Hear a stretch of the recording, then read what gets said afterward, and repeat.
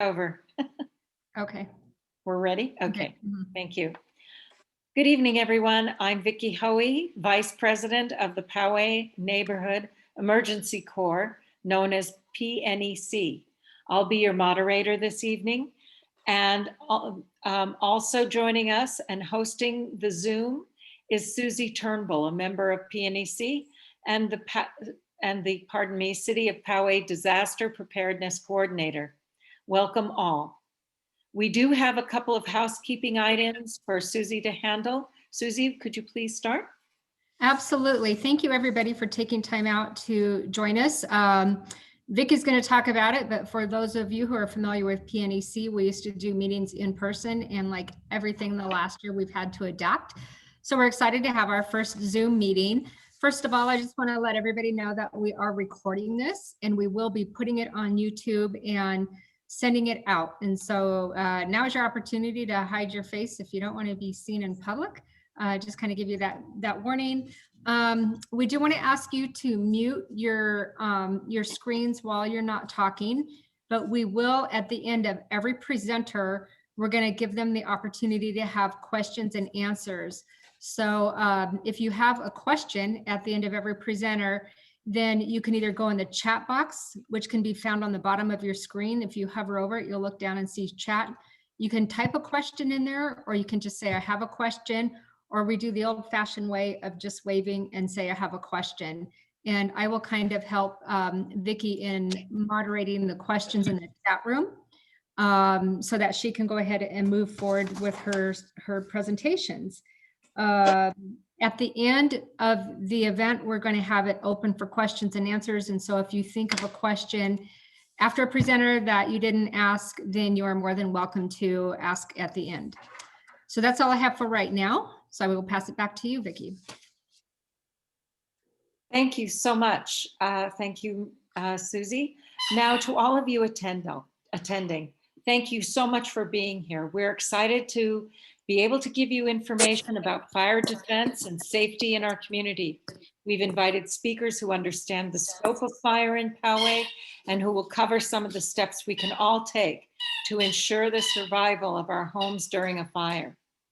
Joining us today are Fire Chief John Canavan, Fire Marshal Scott Post, Poway Council Member Dave Grush, and SDG&E's Diane Durbin.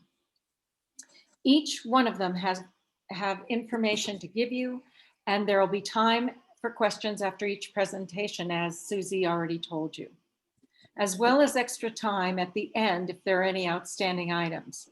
So let's begin. Vicki, yes. I'm sorry, can I interrupt? Do you want me to introduce the other board members from PNEC? Absolutely. If there are any attending, please do. Yes. Okay. So we have Chuck Cross. I see your face. There you go, Chuck. Thank you very much. And Eric Gruff. Eric, I see your name. Are you on board? Do you want to at least say hello? He's muted. I don't know if he's. Okay. All right. He may have stepped away for a second. So we do have two board members on, and that's it. All right. Go ahead. Thank you. Thank you so much. So John Canavan is Fire Chief for the City of Poway Department. He has 31 years of fire service experience, and he is a state certified chief officer. Prior to being Poway's Fire Chief, Chief Canavan served as Poway's Fire Marshal for 7 years. He has responded throughout California as part of wildfire incident management teams and has firsthand awareness of the benefits of wildlife preparedness. Thank you for being here, Chief Canavan. So Tom, I muted it because the fire thing. Thanks, Vicki. Did you want to watch it or not? Oh yeah, we'll go to the living room. We'll let Patty probably mute herself there. Okay. Thank you, Vicki. Hello, everybody. Good evening, and I hope this finds you all safe and well during these challenging times. I am proud of the City of Poway Fire Department and want to share, maybe brag, a little bit about our team and our recent accomplishments. So let me start off by saying your City of Poway Fire Department is an all-hazard, all-risk response agency from 3 fire stations Every day, 17 personnel respond to emergency and non-emergency calls for service by staffing 3 paramedic engines, a paramedic ladder truck, 2 paramedic ambulances, and 1 incident shift commander. The crew of each paramedic engine also cross-staffs a wildland fire station at each of Poway's 3 fire stations. In addition, we have 1 duty chief that is available 24/7 to assist with greater alarm incidents and provides agency representation. During last fiscal year, the department responded to 4,550 calls for emergency and non-emergency service, of which 75% of our responses are to medical emergencies, rescues, and/or car accidents that resulted in just over 1,900 transports to local hospitals by a Poway ambulance. However, quick and aggressive response to structure fires and wildland fires is a high priority and is a nucleus of our operational readiness. The department maintains response agreements with surrounding jurisdictions, and we participate in the California State Fire and Rescue Mutual Aid System. The arrival of the coronavirus pandemic last year had a profound impact on every function and service provided by the fire department. What it did not stop was the men and women from providing outstanding customer service with pride, professionalism, and skill. I could not be more proud of their collective accomplishments in such a challenging year. So let me just share a few items that we accomplished. Your Poway firefighters logged over 14,500 hours of education, skill development, and team response training. They responded to 10 mutual aid incidents throughout California, logging over 8,100 hours of firefighting hours, of which all costs were reimbursable to the city of Poway. We obtained, and Susie played a big role in this, we obtained a $1.4 million hazard mitigation grant from FEMA for the removal of hazardous trees along Twin Peaks Road and Espola Road. And we also completed a reevaluation reclassification by the Insurance Service Organization, where we obtained a Class 1 1X designation. This public protection classification rating is the highest level of recognition and places the City of Poway Fire Department among the ranks of 37 departments in California and only 348 nationwide. We're very proud of that. Our fire inspectors conducted over 1,000 fire and life safety inspections, including 228 business license reviews and 32 community care licensing inspections. All of that under the management of Deputy Chief Fire Marshal Scott Post, which you'll hear from tonight. We also completed the 2020 CERT Academy, and we had 19 people graduate, another source of great pride for us. Our disaster preparedness partners, many of you, and Susie, and a lot of other people in our community, held 2 drive-through preparedness fairs with over 500 families receiving disaster preparedness information.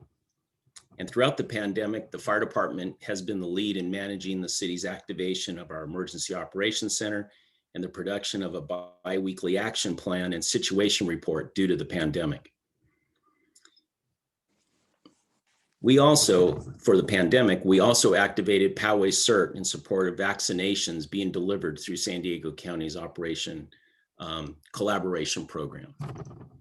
So lastly, let me share, the City of Poway Fire Department entered into a joint response agreement with CAL FIRE for wildland incidents reported along our eastern borders of Poway. And this agreement standardizes incident communications and resource deployment from both agencies at the first report of a vegetation fire. As we all remember, in 2003 and 2007, Poway is no stranger to the threat and the staggering losses due to a large wildfire. The City of Poway and its fire department maintains an active and engaged posture in wildfire preparedness, response, and recovery. I know that tonight's presenters will provide you with valuable information that will help you be better prepared for when the next wildfire occurs. I am happy to answer many questions that you might have. And with that, thank you very much for allowing me to participate tonight, and thank you for joining us.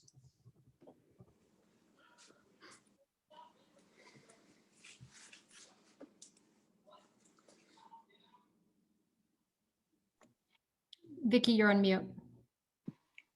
Thank you so much, Chief Canavan. Are there any questions?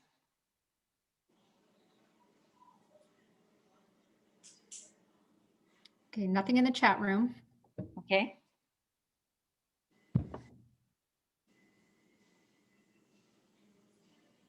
I have to say that I appreciated that presentation so much. It was, I really didn't understand the scope of what our fire services do in this town, and it was great to hear. Thank you. Moving on, I would like to welcome Fire Marshal Post, and I would like to tell you a little bit about him before he begins. Scott Post is currently the Deputy Fire Chief and Fire Marshal for the City of Poway. Chief Post was raised in Poway and attended Poway USD from kindergarten through 12th grade. He has served on the Poway Fire Department for 30 years and is a certified chief officer and strike team leader. So thank you very much. I'd like to turn the meeting over to Fire Marshal Post. Thanks, Vicki. I appreciate the opportunity to take a few moments and discuss wildfire safety in the city of Poway. I was presented with a few questions ahead of time to try to answer. And I think what I'd like to start off with is, especially in this era of technology, there is a lot of resource information that our community can gather either through our City of Poway website and the fire department link, or through the readyforwildfire.org website. And so some of the information I'm going to be presenting can be obtained really through doing some Google searching on some wildfire topics. Using the Ready, Set, Go concept for wildfire and readiness, the community can prepare in the ready mode by getting their homes prepared ahead of time. And that could come in the form of providing defensible space, and defensible space, 100 feet of defensible space around buildings and structures. And usually we're talking residents here. That is the best line of defense. And through our city's landscape and irrigation design manual, we have a tool that we're able to guide new development, but that same guide and plan can be used for existing. It gets a little more difficult to get existing residents and buildings to comply with the standards that we can apply to new development. But we're always working on trying to get our community to understand that providing 100 feet of defensible space around their structures is their best line of defense. Another ready project that can be undertaken is hardening the structure or hardening your home. And I often get asked, what actually does that mean? And it really is just a term or a concept in preparing your home to help increase its chances of survival when a wildfire strikes. And that is on a large scale, if you don't have a fire resistant roof already, that when it comes time to replace your roof, that you're replacing it with a fire resistant roof. And the fire codes have come a long way over the years in mandating. So a lot of the things that you can do to your house are now supported in the fire code. but you can look at keeping your rain gutters clear of debris, putting screens over them so that when leaves and pine needles and stuff gets in there, it's not a breeding ground for when embers from a wildfire attack. You can seal all openings and cracks and bird stops that are in your roofing material and around your house. Keeping your structures clear of debris is very helpful. When a wildfire is underway and advancing towards houses, it can affect the house by ground fire, which is what most people typically think of when there's a fire, and that the fire is being driven by the fuel it's coming through. The weather has influence, and the topography, which is the lay of the land.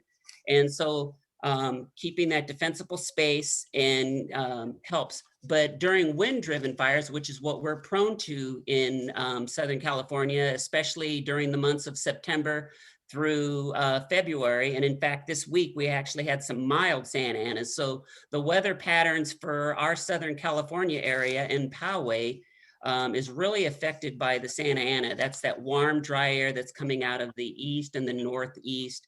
It's often with high temperatures, and it's often with low humidity, and all of those factors together really make fire spread and fire danger. It increases it.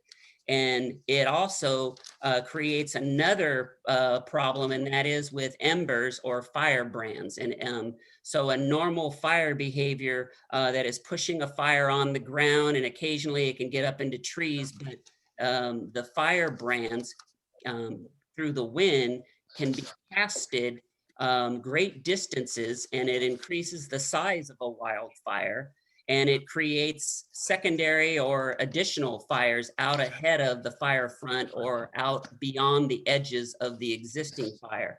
And it's those firebrands and fire embers that typically cause a lot of the structure destruction and damage, because they get well outside of the normal fire body, and they land in and around structures, and the hardening of your structure can greatly help in keeping debris and items away from your house on a daily basis is helpful. But definitely during an advancing fire, if there's time, you can clear those items. If you've got patio furniture, you can move them away or move them inside your garage.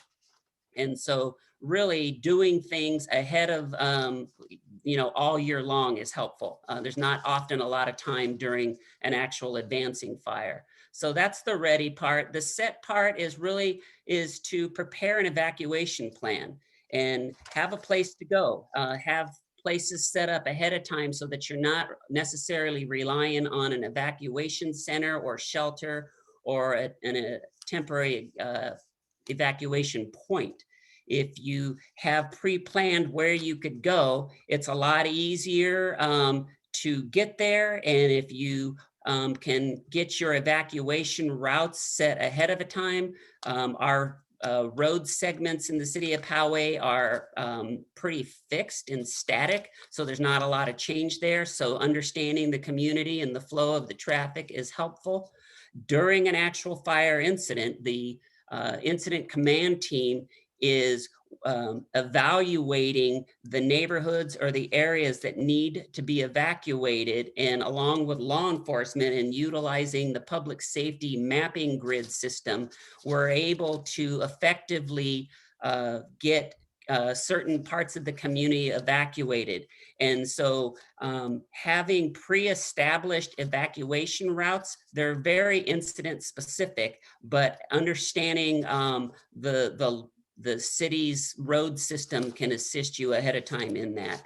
And back to the embers, and I don't mean to get off track a little bit, but the embers create an additional obstacle in that, because it's very difficult to judge fire behavior when there's a lot of ember casting going on. It really alters the evacuation warnings and evacuation orders, the time frame that's usually needed for that as the embers are flowing deeper into the community and creating additional fires, it shortens the evacuation time. So that's another reason why it's really important to have a plan and be ready to go. Make sure you ahead of time have lists so that you know what types of documents that you need, know where those are kept. If you have important photos that can't be replaced, have that available and ready to go, medications. So it's really ahead of time, just knowing that if a fire is advancing, you don't have to decide and plan in that moment what you need to take. You already have a plan in place. And then the next part of Ready, Set, Go is to go. And that is follow the evacuation warnings and orders and be prepared to leave and leave early, especially if you have medical issues, young children, animals. It takes longer to get all of that together. So make sure that you plan early and have a plan to get out. The other, I think that's kind of in a nutshell what I was hoping to talk about. We at the fire department are very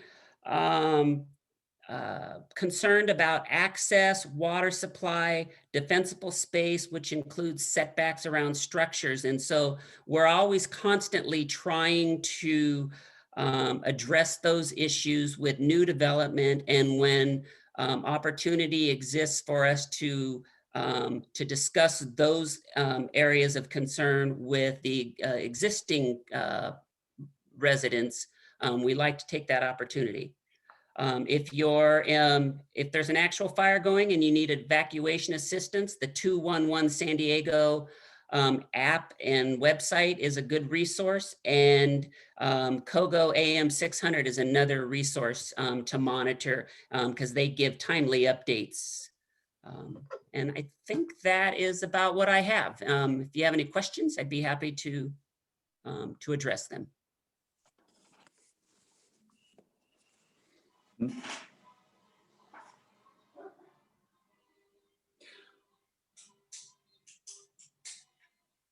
Susie, do we have any chats or? No, there's nothing in the chat room. Okay, great. That was pretty great. Thank you so much, Fire Marshal Host. A comprehensive coverage of those 3 steps, which are so important. Really appreciate it. Let us now welcome Councilman. I apologize. Oh, come on, Vicki. Council Member Grush. Dave Grush is a 30-year resident of Poway and has served on the Poway City Council as a council member for 10 years. Thank you so much for being here. Well, thanks for inviting me. Isn't it ironic we're talking about fires today when it's raining? Yeah, I did notice that. Seems like that always happens. So we should talk about it more often. I want to thank Susie, and Susie, I always look at as one of our best hires in Poway. I'm not sure how many years ago it was, but maybe 6 or 8 years. And I think I knew Susie when she worked for the Red Cross. And thanks for Vicki for setting this up. PNEC has been around a long time. And I know Chuck Cross is on the line. And I think he was one of the founders of PNEC. And so you guys, that organization has done a great job. The city of Poway is very proud of our fire department, and especially our chief Canavan and Post. I think we have a great team, and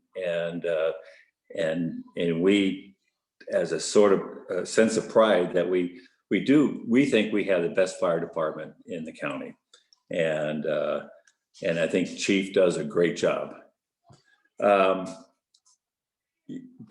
But come with a great, great fire department, it also costs money. So maybe I'll talk a little bit about how much does it cost to have a fire department.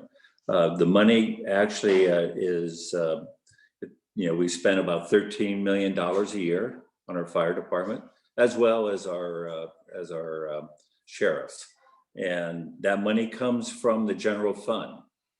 And the general fund budget is about $50 million this year. So the fire department is about 26% of that. And just for folks who don't know, the general fund comes from sales taxes, property taxes, and fees. And so it's always a challenge for the city of Poway and the council members to, it comes to budget time, but we know that a priority is the fire department as well as our safety. And we also depend upon the fire department almost at every single council meeting. You know, when we've talked about the farm, which is that proposed new development in North Poway, or all of the new buildings that are going up in Poway Road. We always look to the fire department to make sure we're doing things correctly. And Chief is not afraid to say, no, that's not going to work, but it has to work this way. And so we depend upon them because we're not the experts. Chief Canavan and Post are experts, and we listen to them. We'd be crazy not to. So I think that's all I have to say. You know, the number one priority in our city is safety. Always safety. And so I think that's most probably the number one priority of most residents in Poway.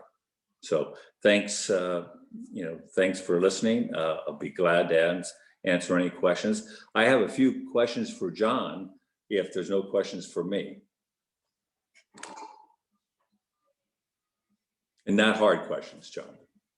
Susie, are there any questions for Councilman? There's nothing in the chat room, but I'm excited to hear what Dave has to say for the chief. Well, just wondered, I'm not sure if you said it, but how many folks do we have on the fire department? You know, what does the staff look like? So our staffing is, we have a total of 57 full-time employees in the fire department. As Councilmember Grush said, we are well funded with a very specific mission, and that is to protect the residents, businesses, and visitors of Poway. We are all risk. We have 17 firefighters on duty every day that are staffing all of our vehicles, with one duty chief that's on call 24/7. We have a fantastic administrative staff. Susie's one of them. She does all of our disaster preparedness, as everybody knows, but one of her hidden talents is she's also our budget manager, and she takes care of helping us with our budget and preparations. And so we don't want to let that get out, because I know that people will be seeking her out for that expertise as well. And then we have a fantastic fire prevention staff that is led by Chief Post, and that is to apply all the Poway Municipal Code and the fire codes to our community. So we have a staff of 2 fire inspectors, along with our fire marshal, Chief Post, and they do an incredible job, not only providing the fire and life safety codes, but I would say finding solutions to challenges. While we appreciate the council seeks us out for guidance on how to apply those codes, I think what makes Poway so special and the staff so good is they look for opportunities to apply the spirit of the code and help people get through that process so that they can have fantastic businesses and great homes and hopefully enjoy the city and the country like all of us do. Thanks, Chief. And Chief, if I can add, Kristen, do you want to tell us who she is and what she does? Yeah, so thanks, Susie. So we do have an administrative assistant, Kristen Holden, kind of the wizard behind the curtain, if you will. She kind of keeps us all on task. She supports us with all of our clerical and administrative needs. And I could not be more proud of not only our firefighters, but all of our administrative staff and the job they do. I'm just so blessed. I have a question. Yeah, Barbara. I'm concerned about all the new buildings going up. How is that going to affect our traffic, in the city? Well, I'll speak to it from a fire and life safety perspective, and I'll let those others join in if they have anything to add. When we get those projects, they go through an in-depth process that all the departments in the city evaluate. Starts off with our development services department, traffic engineering, city engineer, but the fire department also has the opportunity to look at that to make sure those businesses and those developments comply with proper access and so forth. So from a fire and life safety perspective, we know those new developments are compliant, and they're investing heavily into roadways and fire hydrants and so forth. And then from a traffic perspective, that usually comes from analysis from our development services department. Okay, thank you. I believe there's one in the chat room, a question.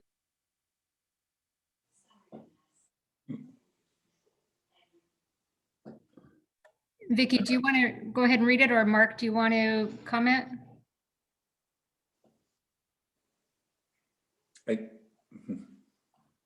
You're on mute, Vicki. I have that ongoing issue. This is from Mark Frankfurth. It says, I'm proud of the Poway Fire Department and have always appreciated our interactions with personnel. I would really like to see the reasons to be proud of the PFD and other Poway functions get more visibility. Periodic small highlights and next door would highlight those items that John and Dave know of. Dave's occasional project updates are great, but John's info would be great to see as well, from Mark.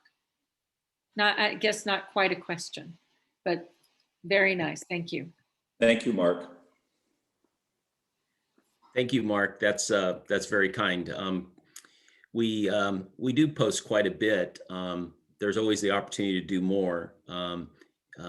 Just recently this week, we posted that we had the opportunity to promote one of our firefighters to fire engineer. That's a significant step in someone's career, and we're very proud of that. And we post that on our social media. I think the challenge for us is, as a city, with all the services we provide, we're proud of services across all of our departments, and trying to find time to share that with our community on all those different outlets is always a challenge. But it's a great point. Thank you, and we will continue to share all those things with you. I think it'd be really appreciated, and I think it would go a long way towards making some of those online environments a more positive place to be, and seeing good things rather than the flow of negativity that takes over. Yeah. But you've talked about some really great things in these presentations over the years, the work that the paramedics do with the sheriff's department in an active shooter situation and how that training took place. Also the wildfire protection and those sort of things, the stationing of the brush rigs and things, that stuff really could go a long way towards good positive impressions of the functions and the city and those things. So love to see more of them if they can be snippeted out, relatively small. That's really the best thing for those environments, just a small piece, and just good positive stuff that can be put out there. Hey, is this Mark? Yeah. Mark, on those project updates, do you read those on Nextdoor or Facebook? Nextdoor is where I see them. Okay, good. I'm never quite sure. Vicki, do you want me to read the next question? Oh, yes. Go ahead. Chief Post, I think this is for you, is what resource may we go to for up-to-date accepted roof material for fire prevention? I may need to replace my roof because of recent winds and have left some shingle damage. Yeah, so the fire code and the building code actually are good reference that the roofing manufacturers have to follow. So today, pretty much all the roofing material meets the requirement. The Poway Municipal Code has some language in there about required roofing, but the City of Poway's building department is probably within our city your best resource, and they are very responsive to answering questions that are building related and what the requirements are. That's where our experts are in that particular area. So if they go online, City of Poway, look for the building department, then they'll be able to find the information. Yeah, development services, the building department. Okay. And Angela, if you need more help, just let me know. Yeah, and definitely a call into my office, the fire department prevention. I'd be happy to respond more direct and assist them in getting the information they need. Thank you so much, Chief Post. Okay, thank you so much, Council Member Grush and Chief Post. Now let's welcome Diane Durbin of SDG&E. Diane is an outreach advisor on the SDG&E's customer programs team. She is responsible for engaging with associations and community-based organizations to provide information about customer assistance programs, energy efficiency, and other services and solutions available to business and residential customers. Welcome, Ms. Durbin. Thank you. Thank you very much for having me this evening. So I'm going to talk about public safety power shutoffs that are truly something that SDG&E takes very seriously and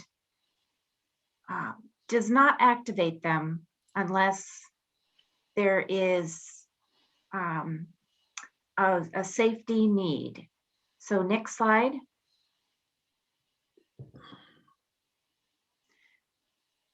So we operate the electric grid, and it's very important that there is safety is taken into consideration when any decision is made to shut off power.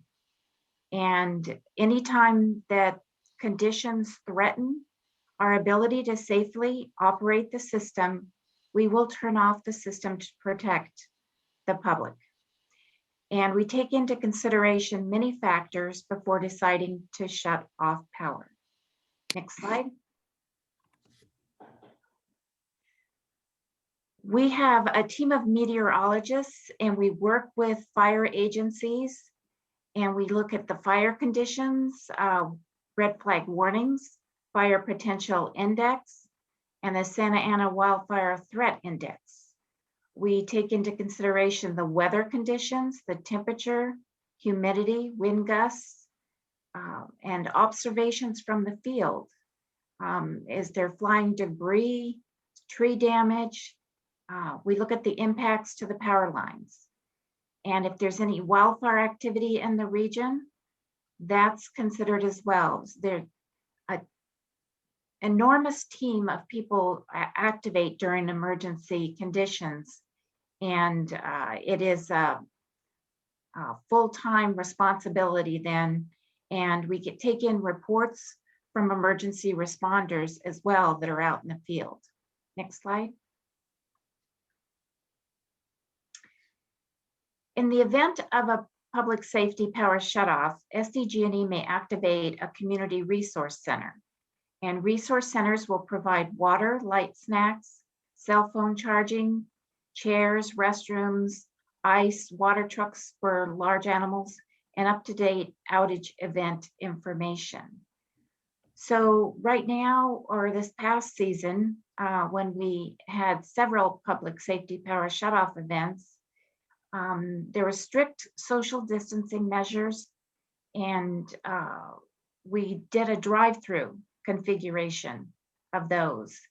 And activation is once power is anticipated to be off for extended period of time. And notifications are sent directly to the customers affected. And you can also find that information on our website. And we also work with our partners such as PNAC to send out information that they can post on their websites and through social media. If we activate a community resource center, it will be open from 8 a.m. to 10 p.m. unless otherwise posted, or if power is restored sooner, they might close down before 10 p.m. But they will reopen the following day if power has not been restored.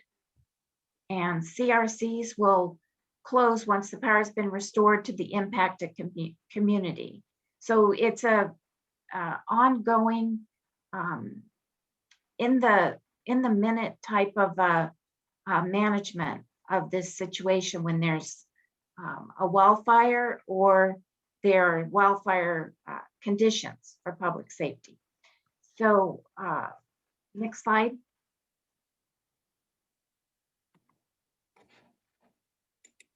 Is that not working? There we go. So I encourage everyone to sign up for the SDG&E alerts app on their phone, and it's available. And there's two apps. So many people have the SDG&E app for My Account, which gives you information about your bill, your energy usage, many other criteria. But this Public Safety Power Shutoff app is just for the, in the event that they activate for a Public Safety Power Shutoff event, and you can get location information. There's a lot of information that's available here.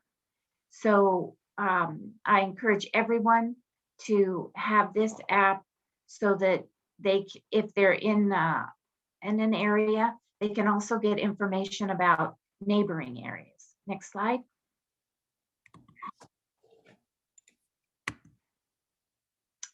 And then I think there was a question that I saw pop up, but I don't know if it's for me, but I did see a question. So I will read the question, and again, Chief Poster Canavan, this might be directed to you. During the 2003 and 2007 wildfires, evacuating out of Garden Road was a nightmare. How can this be resolved going forward?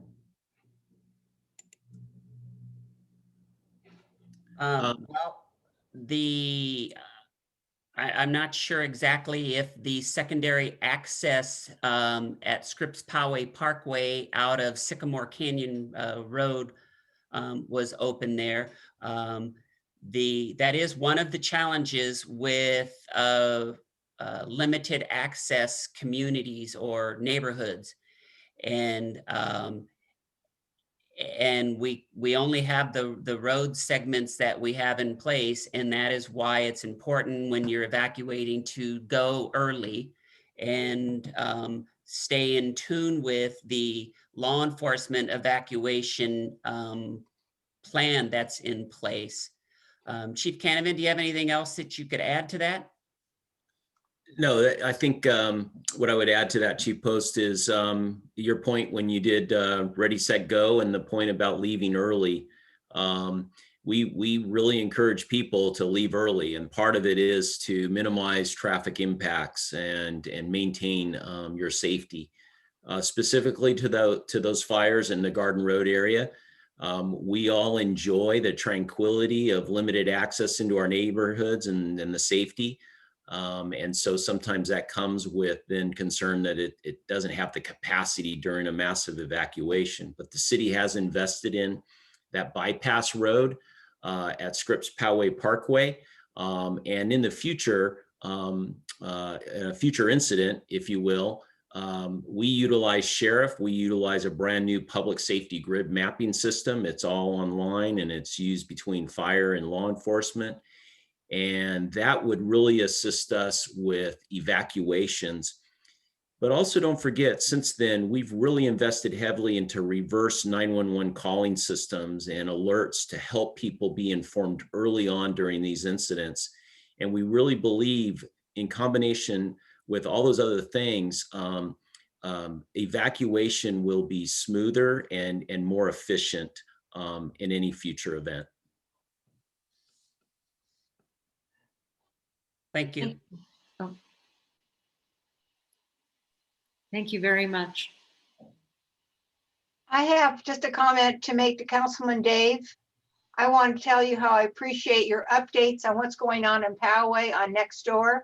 It really gives me an overview. I appreciate your comments and what's going on.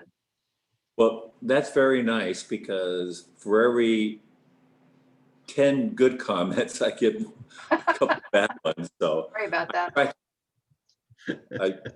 but I think more people appreciate it than Yeah, don't. I truly do. Thank you. You're welcome. There's one more question on the chat, which is, does reverse 911 alert work only on landlines or on mobile phones too? So I will start, and I'll let Susie finish it up as our expert. We have reverse calling systems on both systems or networks. The regular reverse 911 calling to landlines, but That light is going out. I'm sorry. I think Dave needs SG&E. It's a It's a power conspiracy. shut I'm off. sorry. Yes, Sorry. Well, you got Diane on the line. She'll take care of you. Yeah, but people that have cell phones, they have to sign up to register their cell phone, and once they do, they can get those more focused reverse calling. And then cell phones, in generally through networks, are also equipped with certain emergency notification software on a more larger global scale. And I'll let Susie add any more to that, since she works on these types of projects quite often. Yeah, that's a really good question. And Alert San Diego is the system that you need to proactively reach out and sign up for. And what you can do is, at the end of this presentation, Vicki is going to give the website of PNAC. If you have any questions, go ahead and email your email address to Vicki, or you can put it in the chat room if you want. We'll send you a link so that you can register your cell phone and your landline for Alert San Diego. But there's also another system out there called the Wireless Emergency Alert System, the WEA. And this is very similar to an Amber Alert. Your phone has probably gone off in the middle of the night or somewhere where there's that emergent information that needs to be pushed out. And that is more for a life-threatening emergency that you have to opt out. Your cell phone is built to be able to receive that. And it's a really good system because it's based on the cell tower. And I use the example that if my family from Chicago comes to San Diego and they're on vacation, they have not signed up for Alert San Diego. And so if they're in their hotel and there's a fire in the middle of the night that they need to evacuate, they're not going to be alerted. But just because they entered the county and there is that alert off of that cell tower near them, then even though their cell phone is registered in Chicago, it's going to go off because they're near that cell tower. So there's been a lot of advances in technology in the past few years that chances are pretty good, if your cell phone is somewhat new and has been updated, that you're going to be alerted for those emergency situations that could occur. But having said all that, for the non-life threatening but very important information, you should sign up for Alert San Diego and give us your information in that chat room, or email Vicki at the end of this presentation, and we'd be happy to send you the link so that you could sign up for it. That's great information. Thank you, Susie. Yeah. Susie, it's that WEA system that also handles where you may have your cell phone registered, but you may not be located where the actual alerts are intended to focus. Is that correct? It's kind of the opposite. The Alert San Diego, if I register my home address, I could be in Fallbrook, and if there's an emergency in my neighborhood, I'm going to be notified. But if I live in Poway and I'm in Fallbrook and there's a fire, then my cell phone goes off because that fire is close to me. So the Alert San Diego notifies you by your address. WIA notifies you by the location of your cell phone. Huh, Thank you for the clarification. thank you. Mhm. Are there any other questions that we can address? Hey, Vicky, I'd like to just add one more thing. And I think that it's so great to see so many people on tonight's meeting and have an interest in wildfire preparedness and just a safe community. Last year was a disastrous year for the state of California. Over 4.2 million acres burned in 2020 in a single year, and that was more than the last 3 years combined. 5 of the 6 largest fires in California burned last year. And last year we lost close to 11,000 structures. So I think that the reason I share that is we have been so blessed here in Poway to not have a large wildfire since 2007. And that's not because we haven't had fires, we've had them, but the men and women of the Poway Fire Department have just done a great job to aggressively attack those fires and keep them small. But what I want to ask everyone to do and challenge everybody is to really be prepared for yourself, and take an opportunity to find a neighbor or two and really encourage them to be prepared, because we live in a great community with a lot of open space, and we will have a wildfire. And if we do what we can to be prepared for that, we have a great chance to really minimize the loss and really the threat from that wildfire. So I really challenge everybody to, even with the rain and when it gets warmer this weekend, is to find that opportunity to really invest in your preparedness for a wildfire. So thank you very much. Thank you, Chief. And now I really want to say that before we conclude, that I want to thank everyone for attending today's presentation. I hope it was helpful and interesting, and I want to let everyone know that we've reserved a packet for you, a packet of information. Excuse me, let me let this one down. And I'd like to show you what we have for everyone who came tonight. We have materials for a 3-minute go bag. We have a little safety kit. And we have a notebook of materials. These are the same materials that were given out at our drive-through safety fair. And if you just contact me or just leave your name and email address and phone number on our chat, I would be glad to get these materials to you individually. And I want to thank everyone for participating. This was really helpful. And I want to remind everyone that the PNEC is a neighborhood organization. If you're interested in participating, feel free to reach out. We would love to have you as part of our organization. Vicki? Yeah.